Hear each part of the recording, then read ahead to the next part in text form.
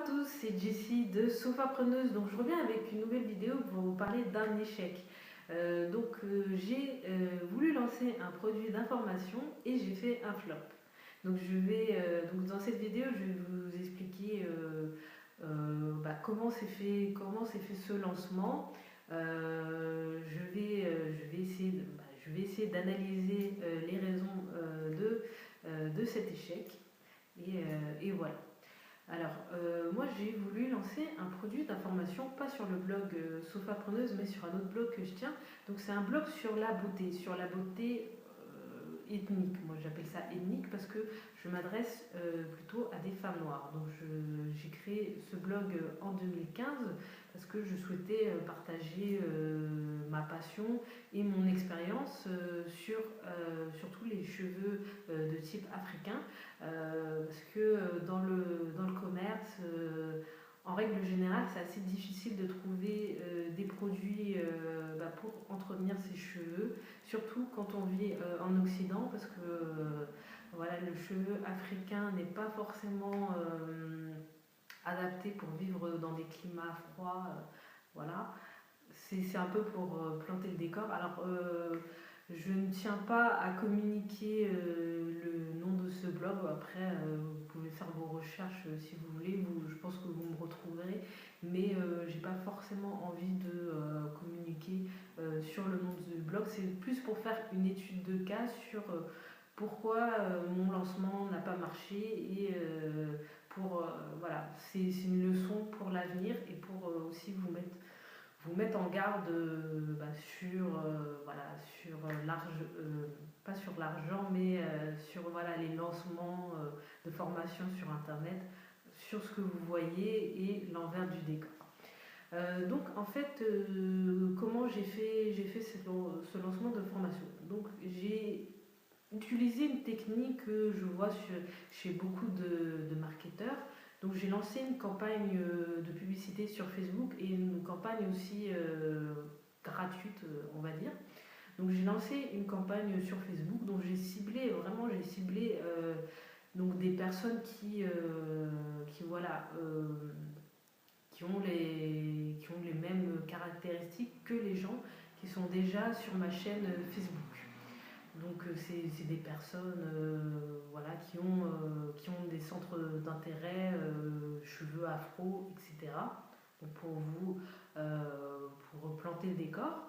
Et j'ai également fait une campagne dans les dans des groupes Facebook bien ciblés. C'est-à-dire que j'ai créé une offre sur ma page Facebook et ensuite j'ai boosté cette offre à travers la publicité et j'ai partagé cette offre sur les groupes Facebook. Donc en un mois, à peu près un mois, même en moins d'un mois, j'ai eu 600 inscrits sur ma mailing list, ce qui était un record pour moi. Euh, donc sur, pour avoir ces inscrits, donc j'ai proposé une formation gratuite. En fait, cette formation gratuite, c'était le premier module de la formation que je souhaitais vendre, donc qui était une formation en 4 modules que je souhaitais commercialiser à 99 €. Alors, ce qui s'est passé, c'est que voilà, les gens se sont inscrits et j'ai fait une séquence d'emails. Donc, j'ai appliqué ce que j'ai appris dans les diverses formations euh, que j'ai suivies. Donc en fait, au niveau déjà de la séquence d'email, j'ai vu qu'il y avait des cafouillages, que les gens ils n'arrivaient pas forcément à accéder aux vidéos parce que j'avais créé un espace client avec un accès aux vidéos et les gens avaient du mal déjà à accéder aux vidéos. Et donc en fait, j'ai fait une séquence email où je me présentais, où je posais des questions aux gens pour savoir pourquoi ils s'étaient inscrits à la formation, quels étaient leurs problèmes, etc. afin quand même d'avoir un échange humain. Et ensuite, je proposais une formation, la formation payante. Et c'est là que ça a commencé à cafouiller parce qu'il y a certaines personnes qui ne comprenaient pas pourquoi elles avaient On leur parlait de formation gratuite et ensuite on parlait de formation payante. Donc en fait, pendant plusieurs semaines, je rappelais donc qu'il y avait aussi une formation, voilà, il y avait aussi une formation payante, que les gens pouvaient accéder à une formation payante. J'ai même fait un article sur mon blog pour expliquer qu'est-ce qu'on allait aborder comme sujet.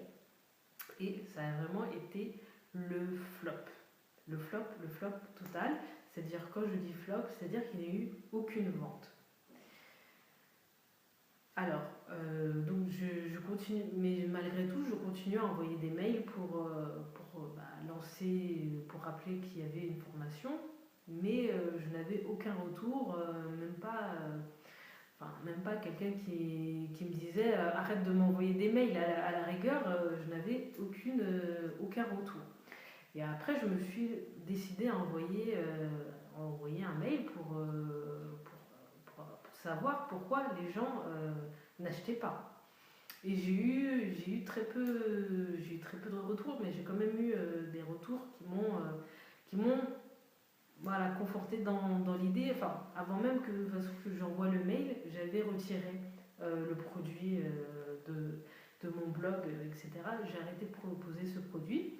Et voilà, j'ai envoyé un mail. Je ne vais pas donner ce que j'ai dit dans le mail, mais pour faire réagir les gens. Et j'ai eu quelques retours. Donc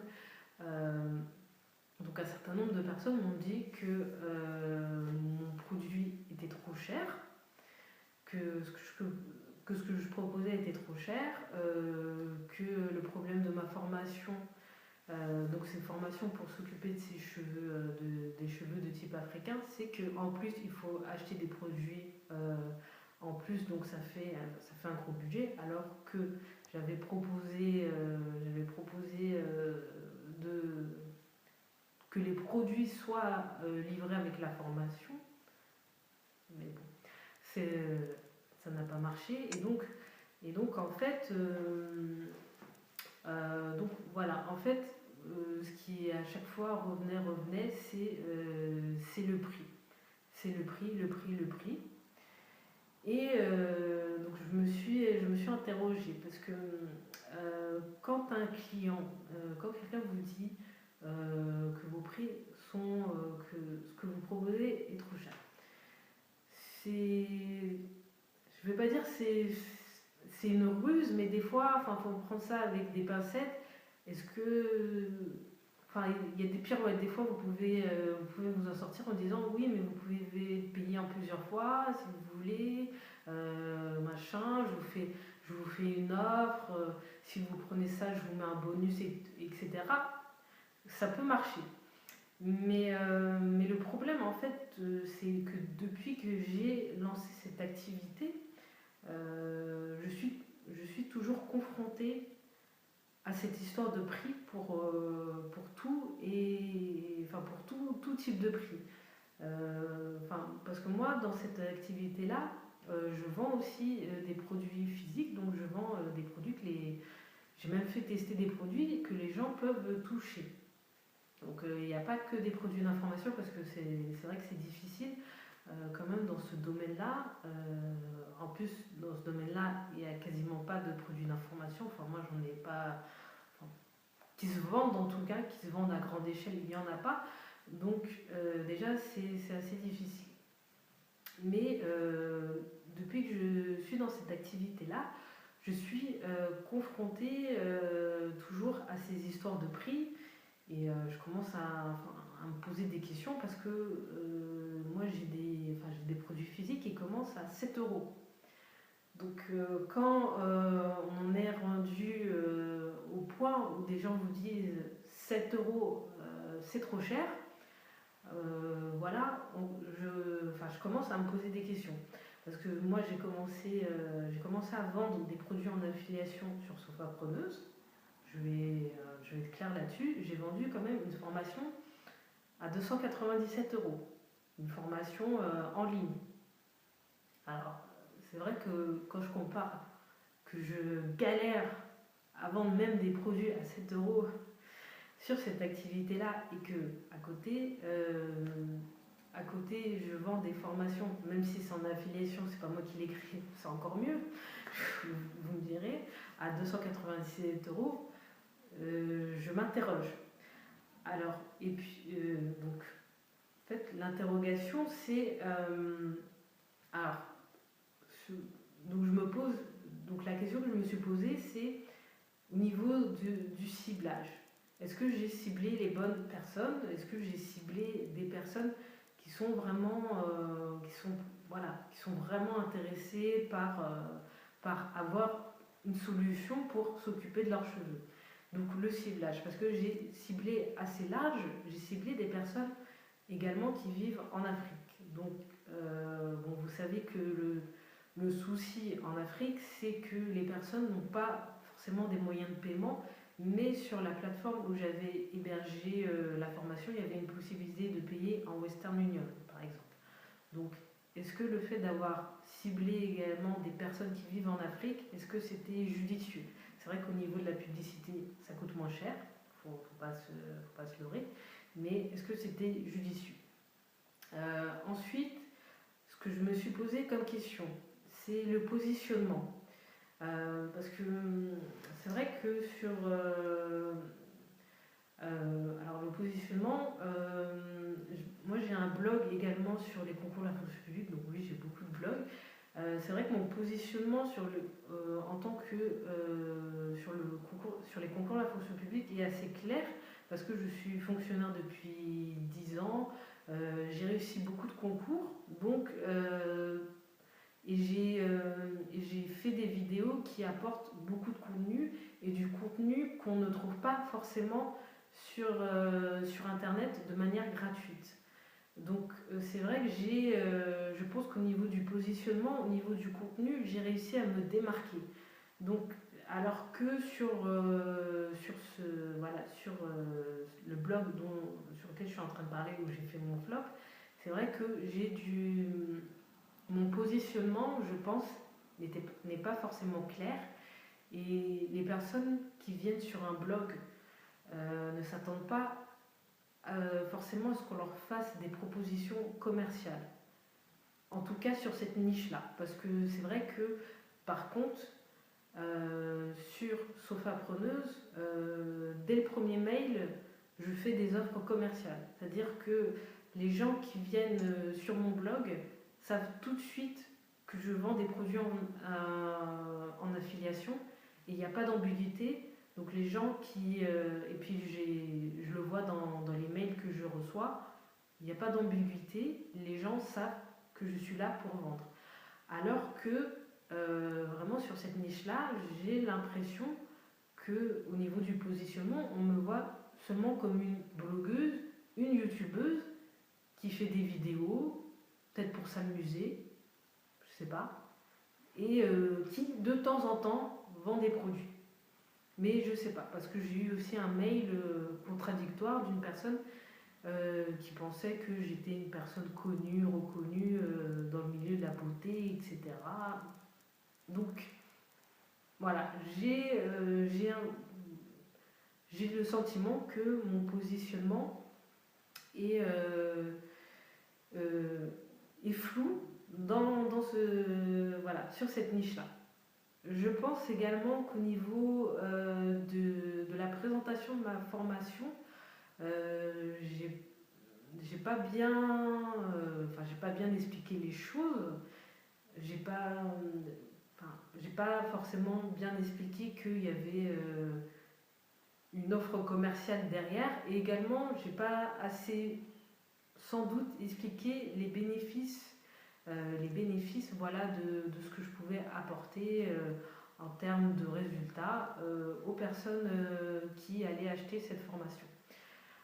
Alors, moi j'ai fait cette vidéo pour un peu comme une thérapie également pour vous mettre en garde de ce que vous voyez sur internet, parce que c'est vrai que sur internet, sur les réseaux sociaux, etc., on voit des réussites fulgurantes, on voit des personnes qui dès le premier lancement font 10 000 euros, font des scores de malades quoi, dès le premier lancement. Et c'est vrai que même moi qui connais l'envers du décor, qui sait que les chiffres donnés sont pas toujours exacts, parce que c'est du brut, enfin voilà.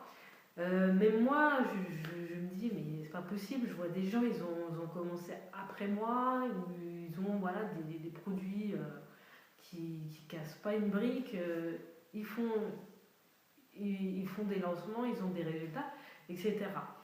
Donc, moi, en fait, mon positionnement, c'est que sur cette niche-là, j'ai décidé de lâcher prise. Parce que j'aurais pu encore, encore et encore reproposer ce produit, faire un package, faire une offre urgente, dire oui, si vous ne commandez pas avant minuit, j'augmente les prix. Enfin, j'aurais pu, mais j'ai pas eu envie parce que déjà c'est pas dans mon caractère, j'en avais pas envie. Moi, j'ai considéré que s'il n'y avait pas eu de vente, c'est que le produit ne correspondait pas aux attentes des clients et il fallait proposer autre chose et il fallait faire travailler d'une autre manière parce que comme on dit, la folie, c'est de toujours vouloir, c'est d'avoir d'autres résultats alors qu'on fait toujours la même chose, qu'on répète toujours les mêmes erreurs. Donc j'ai décidé de lâcher prise.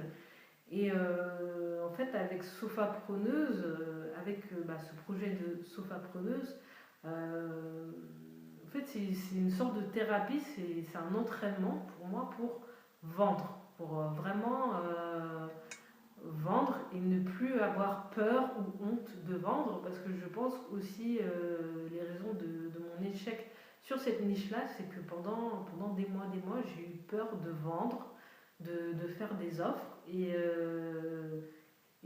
voilà, et sans doute, inconsciemment, je suis allée vers des personnes qui voilà, n'avaient pas envie d'acheter ou sont, sont dans une situation qui ne leur permettent pas d'acheter mes produits,